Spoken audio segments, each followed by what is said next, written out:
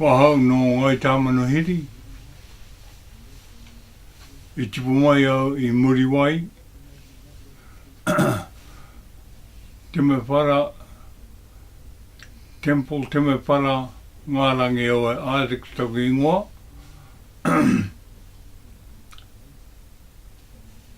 Ko mātua ko ihaka ngārangi o e Alex ko taku whaia no ngāti pāha uera. Maharata Keith o te airihi. Arato e whakatipu mai au I te muri wai.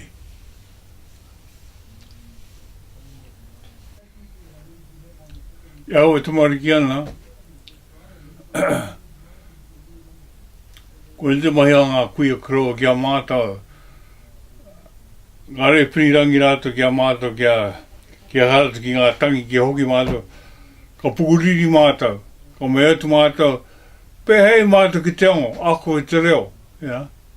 Oh, tūru ngā kuia ngā kroa kia rātou.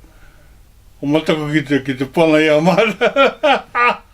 Ka noho mātau rere. Paino. Paino, ngāwari no. Ka rongo mātau te reo. Me ono tikanga. Ngā tangi. Ngā karakia, ngā whakamoe mesina, ngā karakia. Kuini mātau. Me wā ngā hariko, nā, tinia tērā ture. Ka mātau tō tini. E kora mai ngā kuia krau I mua. Me hoki kota te kai. Engari tō mātau tipu hātuma. Ka mātau kia toko te kani. Tipu mai e toko tā muri wai. Yeah, fucking we have a go with these buggers. How the hell we gonna let it no problem. Yeah. So Kiwa to school, Te Kura, 1939. I was 5. I couldn't speak English. I got a bloody strap. Yeah. First day at school. Good morning, Temple. Tēnā koe. Whack. Well, I said that was a blessing because I picked up the English language, no trouble. Yeah, beautiful. Yeah.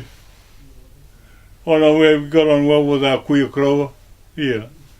Yeah. Very good. Yeah. Well, kia pai tō te pupuri I te reo. Koko e mahi taureka no. Me kia pai tō te kōrero. Ne. Koko e kanga I ro te reo. Mene pirangi e pōko hoana koe a kora. Yeah. Kōrero ngā tohutohu kia mātu. Kia pai tō te kōrero I te reo. Kia ngāwari.